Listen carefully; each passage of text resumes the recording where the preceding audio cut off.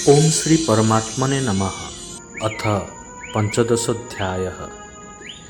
ଏହି ଅଧ୍ୟାୟର ପ୍ରାରମ୍ଭରେ ଯୋଗେଶ୍ୱର ଶ୍ରୀକୃଷ୍ଣ କହିଲେ, ଏହି ସଂସାର ଗୋଟିଏ ଅଶ୍ୱତଥ ବୃକ୍ଷ ଅଟେ। ଅଶ୍ୱତଥ ଗୋଟିଏ ଉଦାହରଣ ମାତ୍ର। ଊର୍ଦ୍ଧ୍ୱରେ ଯାହାର ମୂଳ ପରମାତ୍ମା ଏବଂ ତଳକୁ ଯାହାର ଶାଖା ପ୍ରଶାଖା ପ୍ରକୃତି ଅଟେ।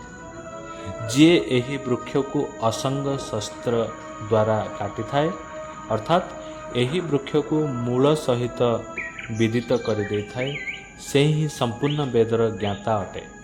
ଏହି ସଂସାର ବୃକ୍ଷର ଶାଖାଗୁଡ଼ିକ ତଳ ଓ ଉପର ସର୍ବତ୍ର ବ୍ୟାପ୍ତ ରହିଛି ଏବଂ ଏହାର ମୂଳ ଅର୍ଥାତ୍ ମୂଳର ଚେର ମଧ୍ୟ ଉପର ତଳ ହୋଇ ସର୍ବତ୍ର ବ୍ୟାପ୍ତ ରହିଛି, କାରଣ ସେହି ମୂଳ ଈଶ୍ୱର ଅଟନ୍ତି ଏବଂ ସେ ହିଁ ବୀଜ ରୂପରେ ପ୍ରତ୍ୟେକ ଜୀବର ହୃଦୟରେ ନିବାସ କରିଥାନ୍ତି। ପୌରାଣିକ ଆଖ୍ୟାନ ରହିଛି, ଥରେ କମଳାସନରେ ବସିଥିବା ବ୍ରହ୍ମାଜୀ ବିଚାର କଲେ ଯେ ମୋର ଉଦ୍ଗମ କେଉଁଠୁ? ଯେଉଁଠାରୁ ସେ ଉତ୍ପନ୍ନ ହୋଇଥିଲେ ସେହି କମଳ ନାଡ଼ିରେ ପ୍ରବେଶ କରି ଚାଲିଲେ। ଅନବରତ ଚାଲିବାରେ ଲାଗିଲେ, କିନ୍ତୁ ନିଜର ଉଦ୍ଗମକୁ ଦେଖିପାରିଲେ ନାହିଁ। ତେବେ ହତାଶ ହୋଇ ସେହି କମଳ ଆସନରେ ବସିଗଲେ। ଚିତ୍ତର ନିରୋଧ କରିବାରେ ଲାଗିଗଲେ ଏବଂ ଧ୍ୟାନ ଦ୍ୱାରା ନିଜର ମୂଳ ଉଦ୍ଗମକୁ ପ୍ରାପ୍ତ କଲେ। ପରମ ତତ୍ତ୍ୱର ସାକ୍ଷାତକାର କରି ସ୍ତୁତି କଲେ। ସେହି ପରମ ସ୍ୱରୂପ ଠାରୁ ହିଁ ଆଦେଶ ମିଳିଲା, ମୁଁ ସର୍ବତ୍ର ରହିଛି, କିନ୍ତୁ ମୋର ପ୍ରାପ୍ତିର ସ୍ଥାନ ମାତ୍ର ହୃଦୟ। ହୃଦୟ ଦେଶରେ ଯିଏ ଧ୍ୟାନ କରିଥାଏ ସେ ମୋତେ ପ୍ରାପ୍ତ କରିଥାଏ। ବ୍ରହ୍ମା ଏକ ପ୍ରତୀକ ମାତ୍ର। ଯୋଗ ସାଧନର ଏକ ପରିପକ୍ୱ ଅବସ୍ଥାରେ ଏହି ସ୍ଥିତିର ଜାଗୃତି ହୋଇଥାଏ। ଈଶ୍ୱର ଆଡ଼କୁ ଉନ୍ମୁଖ ବ୍ରହ୍ମବିଦ୍ୟାରେ ସଂଯୁକ୍ତ ବୁଦ୍ଧି ହିଁ ବ୍ରହ୍ମା। କମଳ ଜଳରେ ରହି ମଧ୍ୟ ନିର୍ଲିପ୍ତ ଏବଂ ନିର୍ମଳ ରହିଥାଏ। ବୁଦ୍ଧି ଯେଉଁ ପର୍ଯ୍ୟନ୍ତ ଏପଟେ ସେପଟେ ହୋଇ ଖୋଜୁଥାଏ ସେ ପର୍ଯ୍ୟନ୍ତ କିଛି ପାଇନଥାଏ ଏବଂ ଯେତେବେଳେ ସେହି ବୁଦ୍ଧି ନିର୍ମଳତାର ଆସନରେ ଆସୀନ ହୋଇ ମନ ସହିତ ଇନ୍ଦ୍ରିୟଙ୍କୁ ସଙ୍କୁଚିତ କରି ହୃଦୟ ଦେଶରେ ନିରୋଧ କରି ନେଇଥାଏ, ସେହି ନିରୋଧ ମନର ବିଲୀନକରଣ ଅବସ୍ଥାରେ ହିଁ ନିଜର ହିଁ ହୃଦୟରେ ପରମାତ୍ମାଙ୍କୁ ପାଇଥାଏ। ଏଠାରେ ଯୋଗେଶ୍ୱର ଶ୍ରୀକୃଷ୍ଣଙ୍କ ଅନୁସାରେ ସଂସାର ଏକ ବୃକ୍ଷ ଅଟେ, ଯାହାର ମୂଳ ଏବଂ ଶାଖାମାନ ଉପର ତଳ ସର୍ବତ୍ର ବ୍ୟାପ୍ତ। କର୍ମାନୁବନ୍ଧିନୀ ମନୁଷ୍ୟ ଲୋକେ, ଅର୍ଥାତ୍ କର୍ମାନୁସାରେ କେବଳ ମନୁଷ୍ୟ ଯୋନି ହିଁ ବନ୍ଧନ ଉତ୍ପନ୍ନ କରିଥାଏ। ଅନ୍ୟ ଯୋନିରେ ଏହି କର୍ମାନୁସାରେ କେବଳ ଭୋଗକୁ ହିଁ ଭୋଗିଥାନ୍ତି। ଅତଃ ଦୃଢ଼ ବୈରାଗ୍ୟ ରୂପୀ ଶସ୍ତ୍ର ଦ୍ୱାରା ଏହି ସଂସାର ରୂପୀ ଅଶ୍ୱତଥ ବୃକ୍ଷକୁ ତୁମେ କାଟି ସେହି ପରମ ପଦର ଅନ୍ୱେଷଣ କର, ଯେଉଁଥିରେ ଯାଇଥିବା ମହର୍ଷି ପୁନର୍ଜନ୍ମକୁ ପ୍ରାପ୍ତ ହୋଇନଥାନ୍ତି। କିପରି ଜାଣିପାରିବେ ଯେ ସଂସାର ବୃକ୍ଷ କଟିଗଲା? ଯୋଗେଶ୍ୱର କହୁଛନ୍ତି, ଯିଏ ମାନ ଓ ମୋହରୁ ସର୍ବଥା ରହିତ, ଯିଏ ସଙ୍ଗ ଦୋଷରୁ ମୁକ୍ତ, ଯାହାର ମନ ନିବୃତ୍ତି ହୋଇଯାଇଛି, ଯିଏ ଦ୍ୱନ୍ଦ୍ୱରୁ ସମ୍ପୂର୍ଣ୍ଣ ମୁକ୍ତ, ସେହି ପୁରୁଷ ପରମ ତତ୍ତ୍ୱକୁ ପ୍ରାପ୍ତ ହୋଇଥାଏ। ସେହି ପରମ ପଦକୁ ନା ସୂର୍ଯ୍ୟ, ନା ଚନ୍ଦ୍ରମା ଏବଂ ନା ଅଗ୍ନି ହିଁ ପ୍ରକାଶିତ କରିପାରିଥାନ୍ତି, କାରଣ ସେ ସ୍ୱୟଂ ପ୍ରକାଶ ରୂପ। ଯେଉଁ ମାର୍ଗରେ ଯାଇଥିବା ବ୍ୟକ୍ତି ପ୍ରତ୍ୟାବର୍ତ୍ତନ କରି ଆସିନଥାନ୍ତି, ତାହା ହିଁ ମୋର ପରମ ଧାମ, ଯାହାକୁ ପାଇବା ଅଧିକାର ସମସ୍ତଙ୍କ ରହିଛି, କାରଣ ସେହି ଜୀବାତ୍ମା ମୋର ହିଁ ଶୁଦ୍ଧ ଅଂଶ ଅଟେ। ଶରୀର ତ୍ୟାଗ କରିବା ସମୟରେ ଜୀବାତ୍ମା ମନ ଏବଂ ପଞ୍ଚ ଜ୍ଞାନେନ୍ଦ୍ରିୟର କାର୍ଯ୍ୟକଳାପକୁ ନେଇ ନୂତନ ଶରୀରକୁ ଧାରଣ କରିଥାଏ। ସଂସାର ସାତ୍ବିକ ହୋଇଥିଲେ ସାତ୍ବିକ ସ୍ତରକୁ ପହଞ୍ଚିଯାଏ, ରାଜସୀ ହୋଇଥିଲେ ମଧ୍ୟ ମଧ୍ୟମ ସ୍ଥାନକୁ ପହଞ୍ଚିଯାଏ ଏବଂ ତାମସ ହୋଇଥିଲେ ଜଘନ୍ୟ ଯୋନି ପର୍ଯ୍ୟନ୍ତ ପହଞ୍ଚିଯାଏ ତଥା ଇନ୍ଦ୍ରିୟମାନଙ୍କ ଅଧିଷ୍ଠାତା ମନର ମାଧ୍ୟମରେ ବିଷୟମାନଙ୍କୁ ଦେଖୁଥାଏ ଏବଂ ଭୋଗ କରୁଥାଏ। ଏହା ଦିଶୁନଥାଏ, ଏହାକୁ ଦେଖିବାର ଦୃଷ୍ଟି ଜ୍ଞାନ ଅଟେ। କିଛି କଣ୍ଠସ୍ଥ କରିନେବାର ନାମ କେବଳ ଜ୍ଞାନ ନୁହଁ। ଯୋଗୀଜନ ହୃଦୟରେ ଚିତ୍ତକୁ ଏକତ୍ରିତ କରି ପ୍ରଯତ୍ନପୂର୍ବକ ହିଁ ତାର ଦର୍ଶନ କରିପାରିଥାନ୍ତି।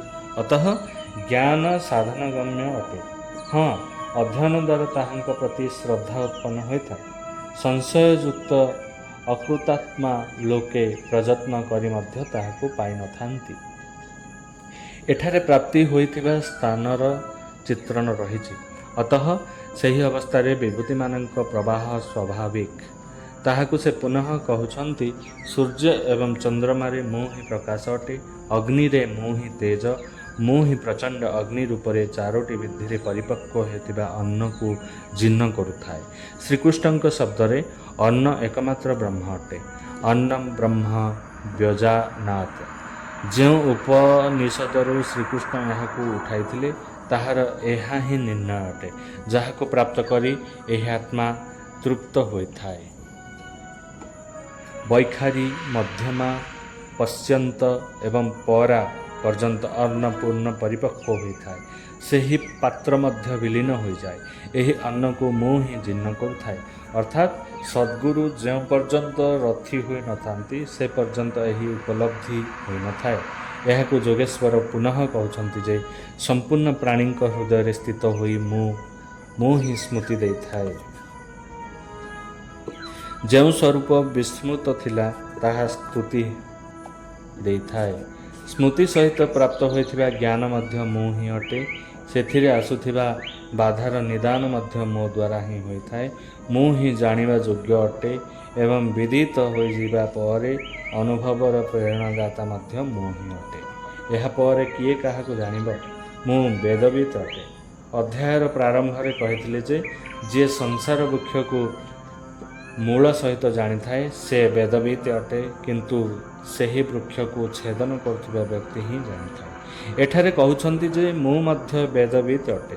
ସେହି ବେଦବିତ୍ମାନଙ୍କ ମଧ୍ୟରେ ନିଜକୁ ମଧ୍ୟ ଗଣନା କରୁଛନ୍ତି। ଅତଃ ଶ୍ରୀକୃଷ୍ଣ ମଧ୍ୟ ଏଠାରେ ବେଦବିତ୍ ପୁରୁଷୋତ୍ତମ ଅଟନ୍ତି, ଯାହାକୁ ପ୍ରାପ୍ତ କରିବା ଅଧିକାର ମାନବ ମାତ୍ରର ରହିଛି। ପରିଶେଷରେ ସେ କହିଲେ ଯେ ଲୋକରେ ତିନି ପ୍ରକାରର ପୁରୁଷ ହୋଇଥାନ୍ତି। ଭୂତ ପ୍ରାଣୀଙ୍କ ସମ୍ପୂର୍ଣ୍ଣ ଶରୀର କ୍ଷର ଅଟେ।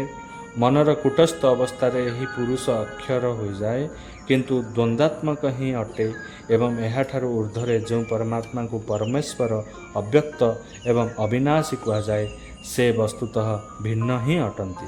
ଏହି କ୍ଷର ଓ ଅକ୍ଷରରୁ ଉର୍ଦ୍ଧ୍ୱରେ ଥିବା ଏକ ଅବସ୍ଥା ବିଶେଷ, ଏହା ହିଁ ପରମ ସ୍ଥିତି ଅଟେ। ଏଠାରେ ନିଜକୁ ତୁଳନା କରି କହୁଛନ୍ତି ମୁଁ ମଧ୍ୟ କ୍ଷର ଓ ଅକ୍ଷର ଉର୍ଦ୍ଧ୍ୱରେ ସେହି ପରମାତ୍ମା ଅଟେ, ତେଣୁକରି ଲୋକ ମୋତେ ପୁରୁଷୋତ୍ତମ କହନ୍ତି। ଏହିପରି ଉତ୍ତମ ପୁରୁଷକୁ ଯିଏ ଜାଣିଥାନ୍ତି ସେହି ଜ୍ଞାନୀ ଭକ୍ତମାନେ ସଦୈବ ସବୁ ପ୍ରକାରେ ମୋର ଭଜନ ହିଁ କରିଥାନ୍ତି। ତାହାଙ୍କ ଜାନକାରୀରେ କୌଣସି ଅନ୍ତର ନଥାଏ। ହେ ଅର୍ଜୁନ, ଏହି ଅତ୍ୟନ୍ତ ଗୋପନୀୟ ରହସ୍ୟ ମୁଁ ତୁମ ନିମନ୍ତେ କହିଲି। ପ୍ରାପ୍ତି ହୋଇଥିବା ମହାପୁରୁଷଙ୍କ ସମସ୍ତଙ୍କ ସାମ୍ନାରେ କହିଥାନ୍ତି, କିନ୍ତୁ ଅଧିକାରୀଙ୍କ ନିକଟରେ କିଛି ମଧ୍ୟ ଲୁଚାଇ ରଖିନଥାନ୍ତି। ଯଦି ଗୋପନୀୟ ରଖିବେ ତେବେ ସାଧକ ପାଇବେ କିପରି? ଏହି ଅଧ୍ୟାୟରେ ଆତ୍ମାର ତିନୋଟି ସ୍ଥିତିର ଚିତ୍ରଣ କ୍ଷର, ଅକ୍ଷର ଏବଂ ଅତି ଉତ୍ତମ ପୁରୁଷଙ୍କ ନାମରେ ସ୍ପଷ୍ଟ କରାଗଲା, ଯେପରି ଏହା ପୂର୍ବରୁ କୌଣସି ଅନ୍ୟ ଅଧ୍ୟାୟରେ ନାହିଁ। ଅତଃ ଏହି ପ୍ରକାରେ ଶ୍ରୀମଦ୍ ଭଗବତ ଗୀତା ରୂପୀ ଉପନିଷଦ ଏବଂ ବ୍ରହ୍ମବିଦ୍ୟା ତଥା ଯୋଗଶାସ୍ତ୍ର ବିଷୟକ ଶ୍ରୀକୃଷ୍ଣ ଏବଂ ଅର୍ଜୁନ ସମ୍ବାଦରେ ପୁରୁଷୋତ୍ତମ ବିଭାଗ ଯୋଗ ନାମ 15 ଅଧ୍ୟାୟ ସମ୍ପୂର୍ଣ୍ଣ ହେଲା। ଓମ୍ ଶ୍ରୀ ପରମାତ୍ମନେ ନମଃ।